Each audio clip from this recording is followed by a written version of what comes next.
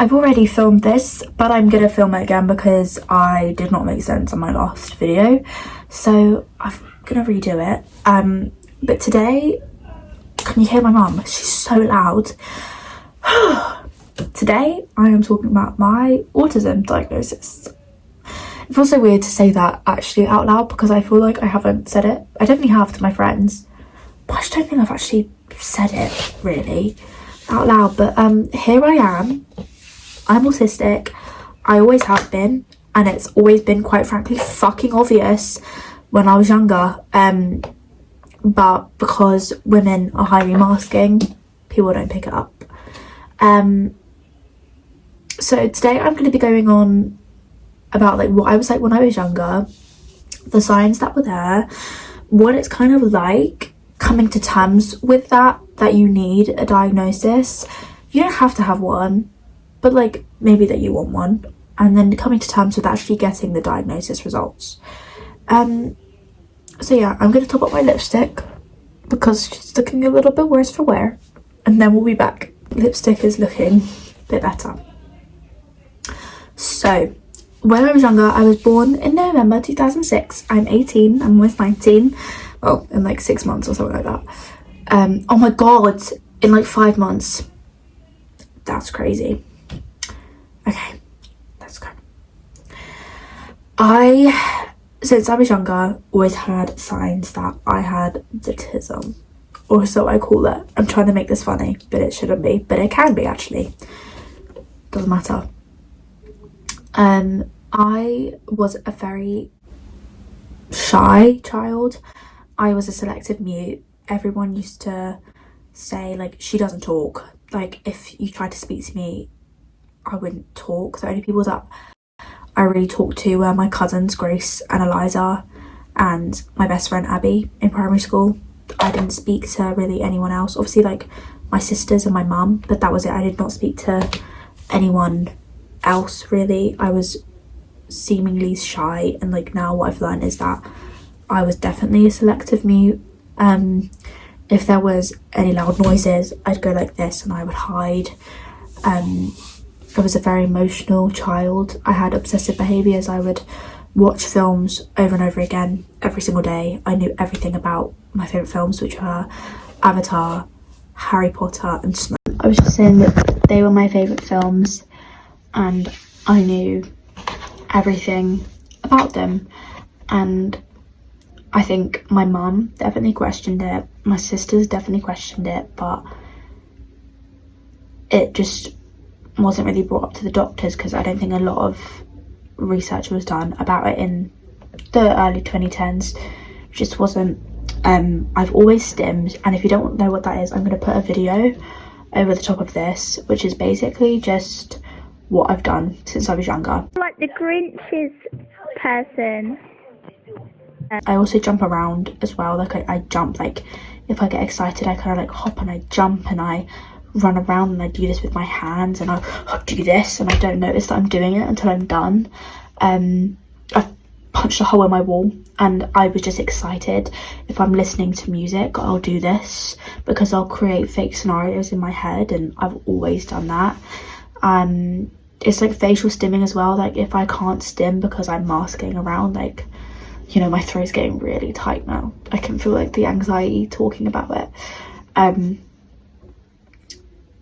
Yeah, it's been a struggle, and it's been a huge struggle. I think people trying to like define me and define who I am, and I was a very scared child. Not gonna go into that though. Fucking hell, I'm not going into that today. But I used to, I feel like I'm gonna cry now. I was just a very sad, lonely child. I was happy. I was definitely happy, but you can still be sad, even though you might seemingly be happy, like, you know, and that was it. I would always lose things. I was just so quiet. I was so quiet. I hated loud noises. I hated gatherings. I hated anything where there was loads of people. I hated things like that, and I hated it. I hated not being around my mum. I slept in my mum's bed till I was like 15. Like, yeah, that's just what I was like as a child, and early teenage years I did the same thing. I was always in my room, I still am, and I just need that downtime, and that's okay. That's just fatigue, and I will always have that, and that's fine. If that's what you need, take it. I also need to note here that I do have inattentive ADHD as well as autism, but I'm not going into ADHD in this video because I feel like ADHD is a lot more spoken about than ASD, so that's why I'm going into that today. Whew. Now it's coming on to kind of what people would say about it. When I was younger, everyone questioned me. I'm not even joking, my granddad especially. Not in a bad way, but I just remember it was a lot like, why don't you speak? Why don't you talk? She's really, really quiet. She's this, she's that. I love playing by myself. That I was fine doing things like that. I loved playing by myself. And a lot of people just questioned that, like a lot of my family members, and it just wasn't accepted. Like I feel like if I wasn't like my cousin, then I was always tossed to the side, to be honest, which is fine, because with shy people, that's just what happens, unfortunately. And with autistic people, that's what happens without knowing, you know. It's an unconscious thing that will always be there. I remember I'd be like talking, or like trying to at least, and a lot of my family members would be like, she doesn't talk, she's very, very shy, she doesn't talk. And that's obviously going to make me not speak even more, because people are placing that on your identity. And of course, when you're speaking to someone's identity, they're going to define themselves, which is why I think that I am quite outspoken now. And I'm quite like I'm not overt really. I still am an introvert. I definitely get more energy being by myself than with other people. But that is that, and it's so annoying. What was I talking about? I can't remember. Another thing that I hate. But definitely, like, when I was in school, like, all the teachers would say, she's a pleasure to teach, but she just doesn't talk. She's so shy. She doesn't talk. Like, we'll ask her a question, and I always used to say, I don't know, because I didn't want to talk. And I remember it always felt like someone had their hands around my neck. Like, even when I'm speaking now, I still kind of have that feeling, but it's just a bit more like just down here a little bit, not physically like that. Like, it always just felt like someone had me at gunpoint. Like, it was always just my brain attacking me. It was my autism the whole time.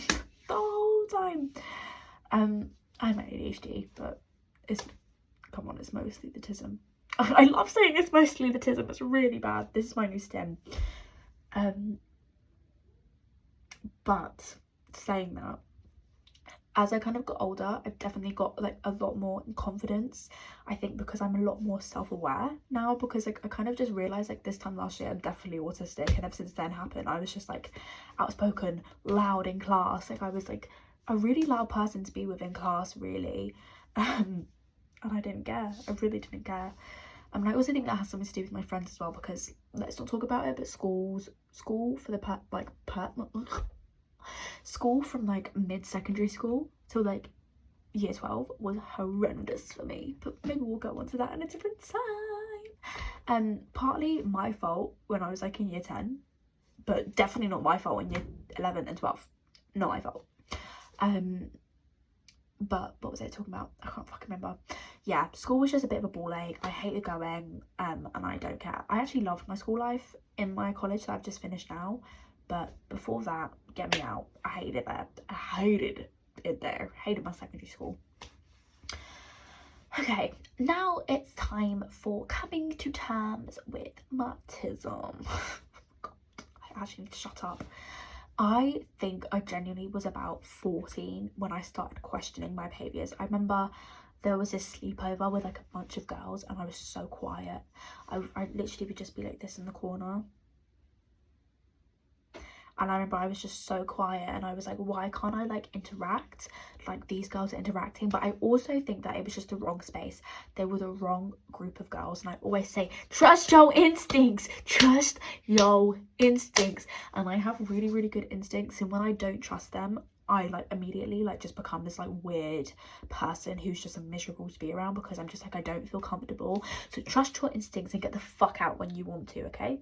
Don't be afraid to call someone and be like, pick me up, because I wish I did that at that sleepover. Nothing bad happened, I just wasn't comfortable there.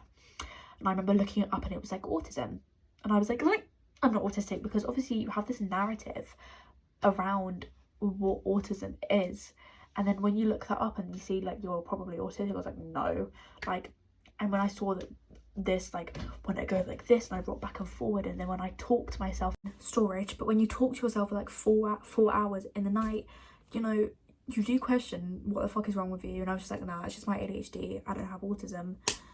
And then you replay it in your head, and I genuinely think if you replay it in your head, you know it, that's the start of you processing the trauma, because it is so traumatic. Trust me, it's traumatic. And then end of year 9, I got horrifically depressed. This was like 2021. I got sent to therapy, and I was horrifically depressed. I don't really want to go into details, but trigger warning, I'm going to be talking about my depression for a tiny little bit. You can skip ahead like a minute and I'll be done. But I was so depressed. I would cut my hair, I would do awful things about myself and to other people. I would say things that I didn't mean, and I genuinely think that that was just like kind of, they say, I can't remember what the specific word is, but it's like when your autism kind of like settles and it begins to actually manifest in your life, when you realise that there's something not quite right, or like you just realise it more. Because maybe I was always like that, I just started to realise that I was doing that. But little did I know that that was autistic burnout, and I was so stressed and I was so depressed that that autistic burnout was manifesting into my life. And again, all my teachers would tell my mum, she's so quiet, she doesn't speak, she doesn't do this, she doesn't do that. But then all my friends would say, you speak all the time, you talk all the time. It's because I don't know why. I don't know why. And this is why autism is so hard, because you're continuously, I can't get my words out. You're continuously contradicted by other people, and no one believes what you say. Sorry, I'm getting really upset. No one believes you when you say that this is what I am. And you know, I've had people talk about my autism diagnosis like it's theirs to talk about, which it fucking isn't. Like it's something to gossip about. No, it's not. This is who I am, and you just have to fucking accept that. But yeah, I was definitely depressed, and I remember telling my therapist at the time, like, my mum thinks I'm autistic, and like, I fucking don't think I'm autistic. And she was like, okay, I don't think that you are either. I definitely think that she was lying, guys, because that girl was such a babe. She was my favourite therapist. But I think she was lying. You know what, even in the therapy session, I think she was lying. Like, I'd be like, yeah, you're lying to me. Wish I asked her. I wish I could just text her, be like, Heather, like but she was amazing, and she saved my life. I wouldn't be here, I would not be here if it wasn't for her. So thank God for Heather. But I finished with her in September 2023 after 2-3 years, I think it was. She was amazing. She was the best. I also thought it was weird the way that I would like react to people not wanting to be friends with me. I had a lot of friendship breakups in 2023. If they were on my own terms, I did not care. Done. I don't care. If it's on my terms, I genuinely don't care. I can just drop you like that. And it's why I hate the trend now that's going around on TikTok. It's like, if your absence doesn't mean anything, your presence meant nothing. That's not fucking true. Because some people's presence meant everything to me, and their support meant everything to me. It's just when you or me don't want me in your life, fine, bye. But if it's not on my terms and you've done it out of the blue, I was horrific. Something happened with like a situationship breakup and I went off the fucking rails, babe. I was like Effie Stoneham. It was horrific. Is that her name? Effie Stone? I don't know. It was really, really bad. And I now realise, because it says in my report, that this is limerence.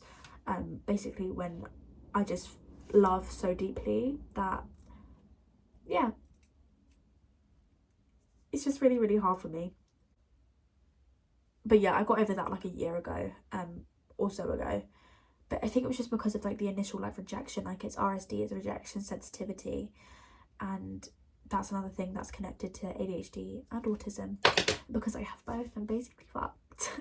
But it's so weird, like the way I can process things is really, really weird. Like it just takes me ages to process things, and it takes me ages to actually gather how I'm feeling about a certain situation. And I'm very emotional. I cry every day, I sob. If something ends, like I was in a school show a few months ago that I was so connected to the two people that were directing it. Again, two men. It's always men. Men are always having me crying, like, sorry. anyways chill. Sorry, I actually made myself laugh. And I found myself, I cried about that for 3 months. I was sobbing my eyes out to counselling, to my mum, to myself, to Rich again. But I was just saying that you couldn't write it. You could not write it. You couldn't put this in writing because it's so weird. And I can't tell you how like strange it is to be in this state constantly and feel the way that I feel. I can't. I'm not crying, by the way. I need to burp. Oh my god.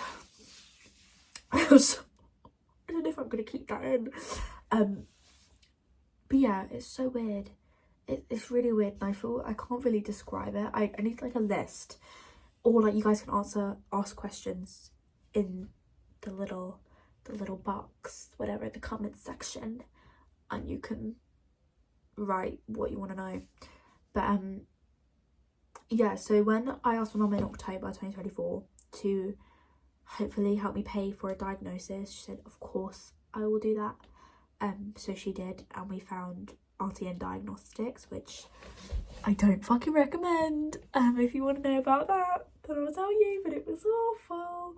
They're not a scam, but it's just horrific. Like, just don't go with them, guys. If you want to get a diagnosis,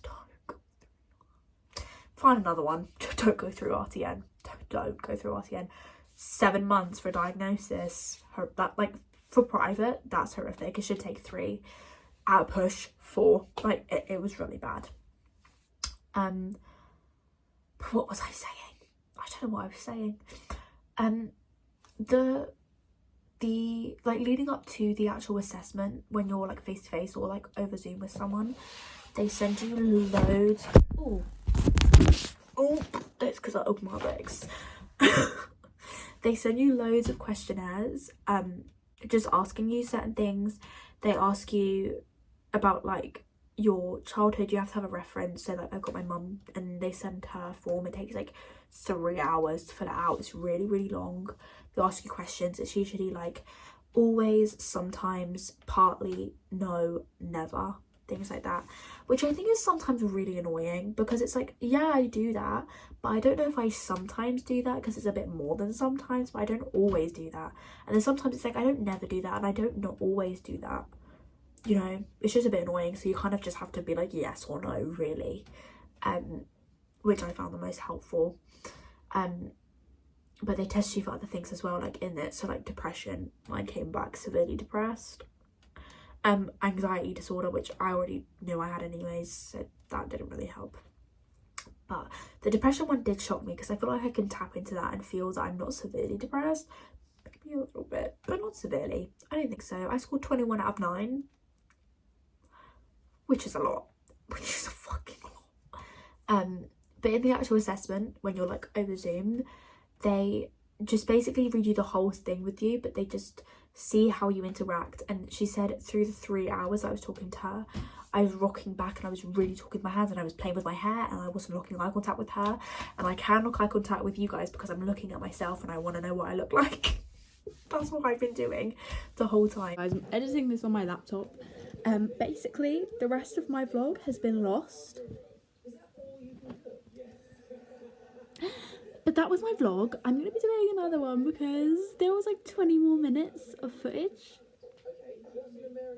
But if you have any questions down below, let me know. I need ideas for like what I can do for the next video. I might do a get ready with me because that seems kind of fun. I don't think I've done a get ready with me. There's definitely like some in my TikTok drafts. Maybe I could put them all in one vlog, or I can do another thing like this, or I can do something else. So let me know. And yeah, I hope that you enjoyed and subscribe. I need the money. I'm joking. That was a joke.